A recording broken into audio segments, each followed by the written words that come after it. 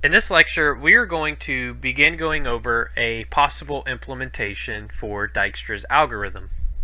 Now, there are many ways that Dijkstra's algorithm can be implemented, so I encourage you after this lecture to potentially think of other ways and methods that we would be able to implement in this algorithm. So before going over the implementation, we need to do a bit of setup. The first thing that I want you to do is just go ahead and comment out everything that we did from depth first search and breadth first search. That way we don't have any conflicting types possible. And then once you do that, we need to do a bit of setup before we can begin implementing in the Dijkstra's algorithm. So the first thing that we need to do is bring some stuff into scope. So we're going to bring in ordering, and then we're also going to bring in the BinaryHeap collection. Next, we want to derive a few things for the struct that we're going to create. We're going to derive copy, clone, eq, and partial equality. And now we can create our struct, and we'll call it state. And it's going to have a field of cost of type usize and position of type usize as well. So now we want to implement ord for state. So we'll say implement ord for state. So we're implementing ordering for state, and we will say fn compare and self, and then other with a reference to self as well, where we return ordering. And what we'll do is we will say other.cost.compare and self.cost. So you can see where this is going, where we're comparing the weight of the edge. And then if they happen to be equal, then we will just compare their positionings. So we will say self.position.compare and other.position. Alright, so we are comparing the cost, aka the weights, and then if the costs are the same, then we want to compare their positions. Alright, what do we have here? Looks like we need to implement partial equality as well. So we will say PartialOrd for state, and we will say fn partial compare, and it sets all of that up for us, and we will say self.compare other. So that was a really easy one for us to set up, and that one just needs to be implemented as well. So now we can set up the edge struct. So we will say struct edge, where we will have node usize and cost usize. And that's all we have to do in terms of setting up for what we're looking to do. So now we can begin implementing in Dijkstra's algorithm. So we're going to start obviously at a starting vertex, and then we're going to keep track of the distance to each node. So what we can do is say shortest path, and we will pass in our graph, and we will, and our graph is going to be a vector that a reference to a vector that contains a vector that contains the edge. We will have start, which is usize, and then we will have goal, which is also usize, and we will return an option of type usize. So what we're going to return is the overall cost for us to get from our start to our goal. and we will return none. That way we don't have any red squigglies anywhere. And so the first thing we want to do is, keep track of the distances. So we will say let mute distance is equal to vector of a type that we don't care about. And we will say from 0 to graph dot length,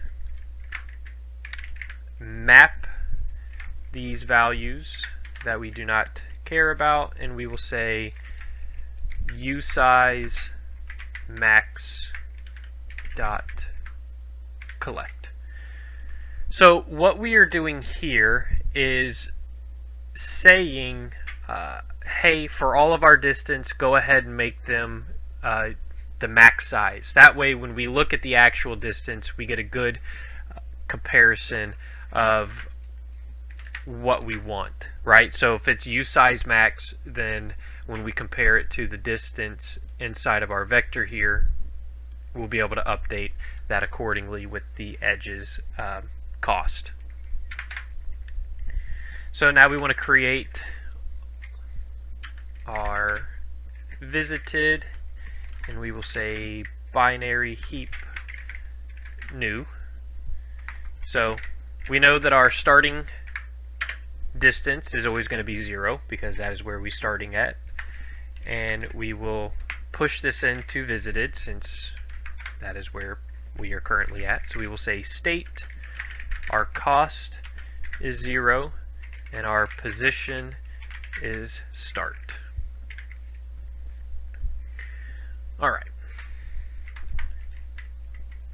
so now we can examine the other nodes, or excuse me, the other vertices with the lowest cost. So we will say while let sum state of cost position equals visited dot pop.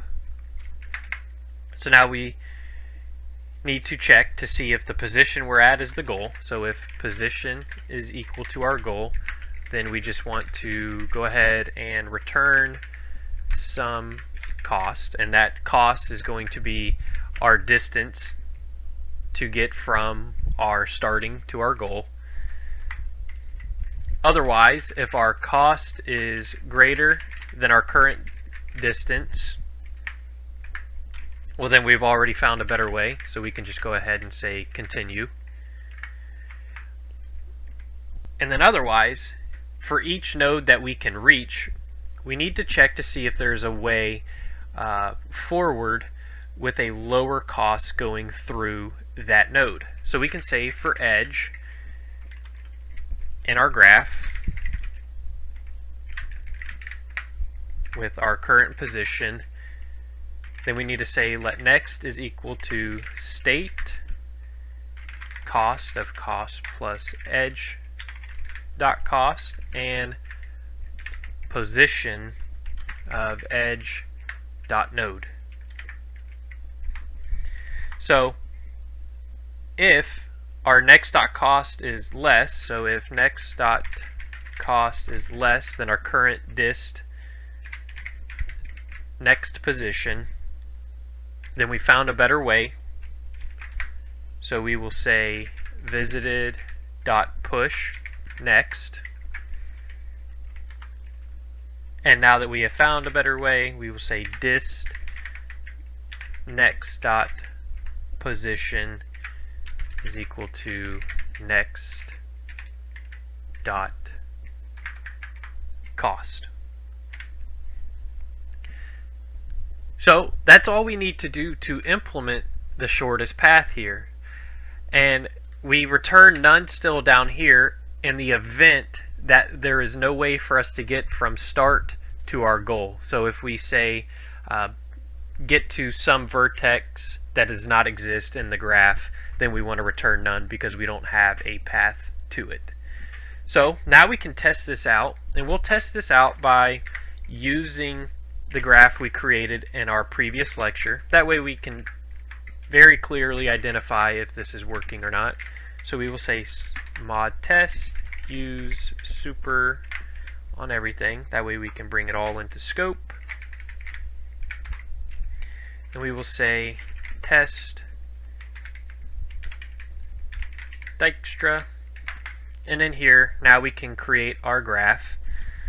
So we'll say let graph is equal to a vec. And then inside of our vec, we're going to have obviously another vec. And our vec is going to contain an edge going from node 1, cost of 6,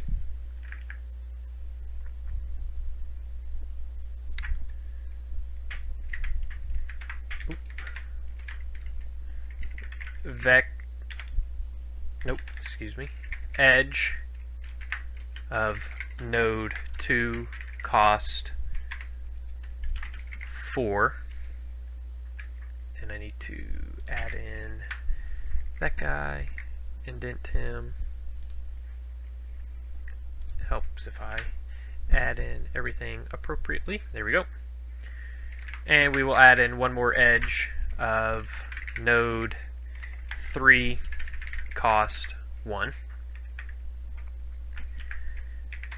Now we will add another vector,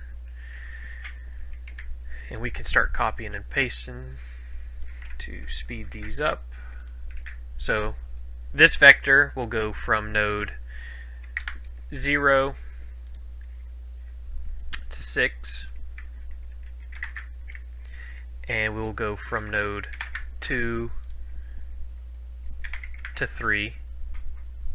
So what we're doing here again is we are recreating our graph from the previous lecture where we learned to see how Dijkstra's algorithm worked. So now we're going from node 0 to 4. And I know we didn't have a node 0 in the previous lecture, but remember vertex indexes start at 0.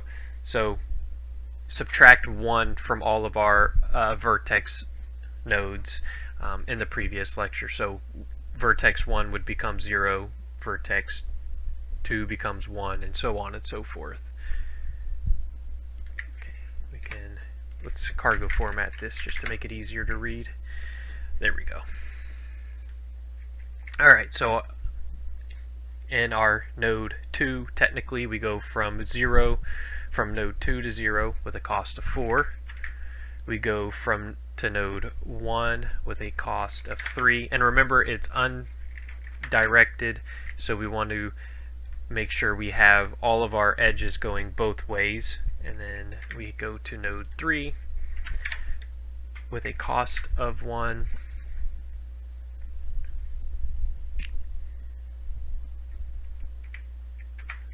And add a comma here. And our last node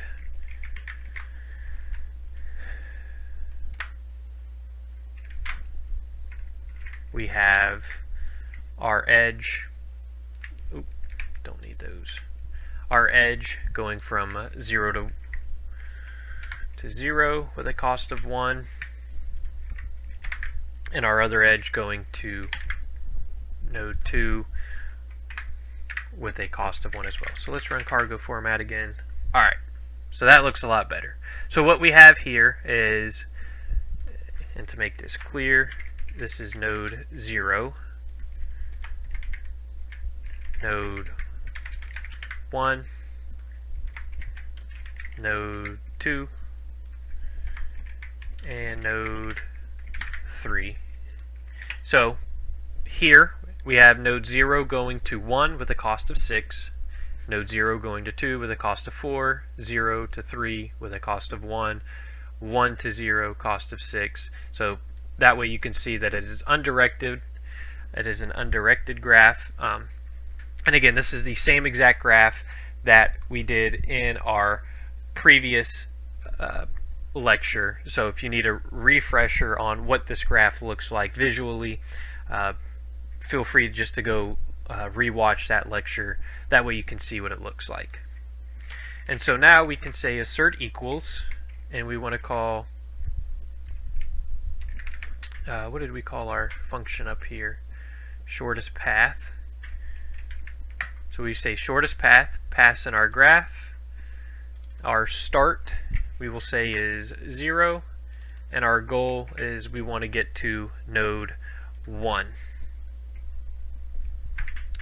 And EQ.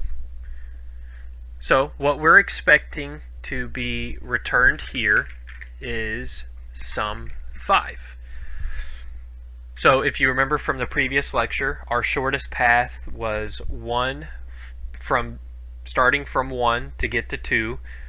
Our shortest path was 1, 4, 3, and then 2 to get to 2. And our weight of that was 1 plus 1 plus 3, so 5. So we're expecting sum 5 to be returned here. So if we test this, we see that that is the value that we were indeed returned. So our Dijkstra's shortest path algorithm is working correctly. So if you have any questions about this implementation, please feel free to ask them in the Q&A section.